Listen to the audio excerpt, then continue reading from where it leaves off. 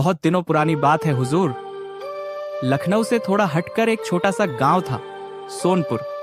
गांव के किनारे एक बड़ा सा जंगल पड़ता था, जिसे सब नागवन कहते थे। बड़ा ही घना और अजीब और गरीब जंगल था साहब। बुजुर्गों ने तो कह रखा था कि उधर जाना मना है।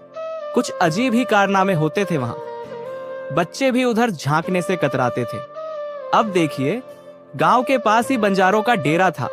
ये बंजारे अपनी दुनिया में मस्त रहते, तंबू डालते, गाना बजाना करते, करतब दिखाते और गांव वालों से दाने पानी का इंतजाम कर लेते। इन बंजारों के मुखिया थे बाबा रुद्रा, बड़े ही तजुर्बेकार और रहस्यमयी बुजुर्ग। सफेद लंबी दाढ़ी, गहरे काले कपड़े और आंखों में एक अजीब सी चमक।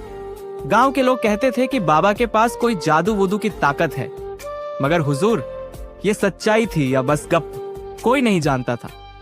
अब जनाब, एक दिन का किस्सा सुनिए।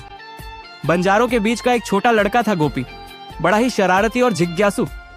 उसने बाबा रुद्रा को चुपके चुपके नागवन की ओर जाते देख लिया।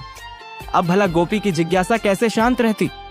चुपचाप उसके पीछे पीछे चल दिया। जंगल पहुंचा तो देखता क्या है, बाबा रुद्रा जमीन पर कुछ अजीबो गरीब निशान बना रहे हैं और धीरे धीरे कुछ मंत्र बुदबुदा रहे हैं। तभी जमीन से हल्की सी रोशनी निकली। बस हुजूर, गोपी की तो सिट्टी पिट्टी गुम। भागता हुआ अपने तंबू में पहुंचा और अपनी सबसे पक्की दोस्त मीरा को यह सब बताया। अब मीरा भी कम न थी, बड़े ही हिम्मत वाली लड़की थी। आंखें चमकाते हुए बोली, चलो नागवन चलते हैं, देखना तो चाहिए कि बाबा रुद्रा आखिर माजरा क्या है। खजाने का राज अगली रात जनाब।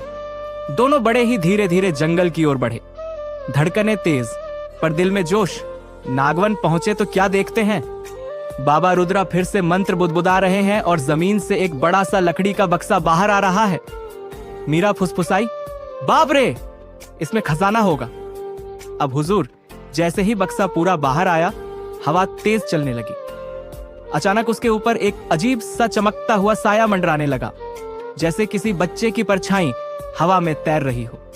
बाबा रुद्रा घबरा गए, हाथ जोड़कर जमीन पर गिर पड़े और बोले, मुझे माफ कर दो, मुझसे गलती हो गई। गोपी और मीरा का तो भेजा ही घूमा, ये क्या चक्कर है। पर तभी जैसे ही बाबा ने सच्चे दिल से माफी मांगी, वो चमकती हुई परछाई धीरे धीरे हवा में घुल गई। आखिर माजरा क्या था। कहानी अच्छी लग रहा हो तो लाइक और सब्सक्राइब जरूर करें। अगले दिन पूरे गांव में हंगामा मच गया। बाबा रुद्रा ने गांव वालों को सारा माजरा बता दिया।